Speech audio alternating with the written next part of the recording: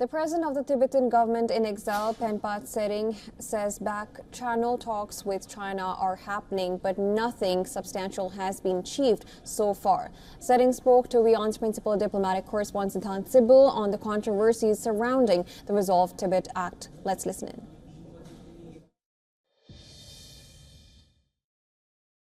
The conversation coming in the backdrop of the signing of the resolved Tibet Act by the US President. So essentially, starting with this signing, how do you see the signing by the US President of this bill, which has now become a law?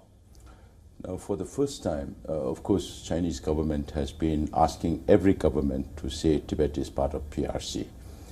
And every time they say that there is not a single country who recognizes the independent status of Tibet historically.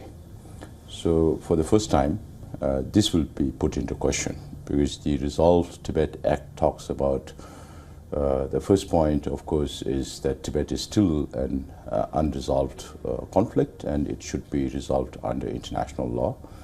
The second is that Tibetan people have the right to self-determination. And third, which is from our perspective the most important, is to counter China's disinformation on Tibetan history, its people, and His Holiness the Dalai Lama. And it also says that the US government does not recognize China's assertion that Tibet has been part of China since ancient times.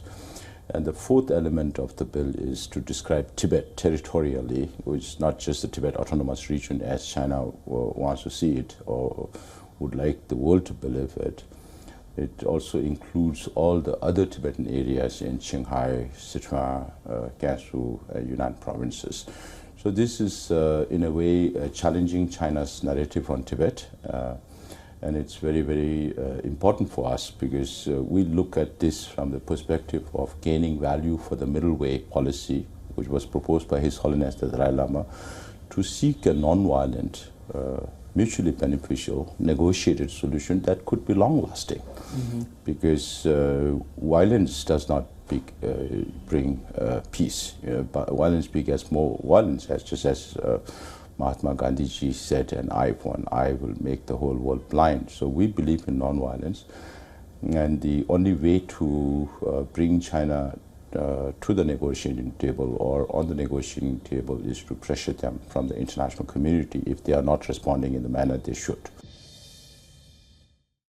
So last time we met in Dharamshala, you said that there are back-channel conversations between the Tibetan government in exile and the Chinese government. Immediately we saw a Chinese reaction, they're dismissing it. What is the current status? Are there any conversations? What is your reaction on the Chinese dismissal? China does not acknowledge too many things. They are always in denial mode. Whether you talk about BYD, EV, vehicles, overcapacity, they say we don't have overcapacity, we are not doing this, we are not doing that, hegemonistic ambitions in the region.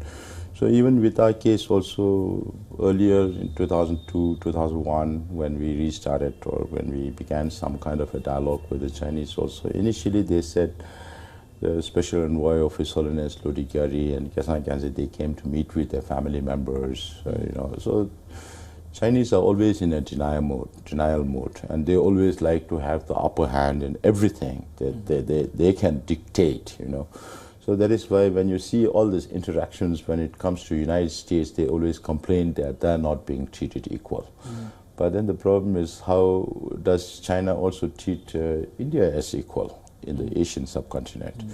And forget about us, will they treat us equal? So those are a lot of issues that has a lot of psychological attitude that China has, that they are the middle kingdom, that everybody is under them and they should follow our diktat, not the other way around. So I think those need to be demystified. So are there any talks happening, any back-channel talks happening? It is there, still there. Any last round? Nothing concrete, as I mentioned. If you ask me, if there is back-channel, I do admit there is back-channel. If you ask me, is there anything substantive going on, I say no, there's nothing substantive. And if you ask me, do you have expectations? Right now, if you look at what Xi Jinping is doing to Hong Kong, to Tibetans, to Uyghurs, to Mongols, even its bellicosity towards Taiwan, to its own people, it doesn't look very likely that we can have anything concrete right now or anything positive right now. But then if you ask me, even if you have no expectation, why do you engage with them? Then I always said Sino-Tibet dispute or conflict is not a short-term thing. It's a long-term issue that we need to carry forward. Any last round, when the last round happened? The last happened by the beginning of this month.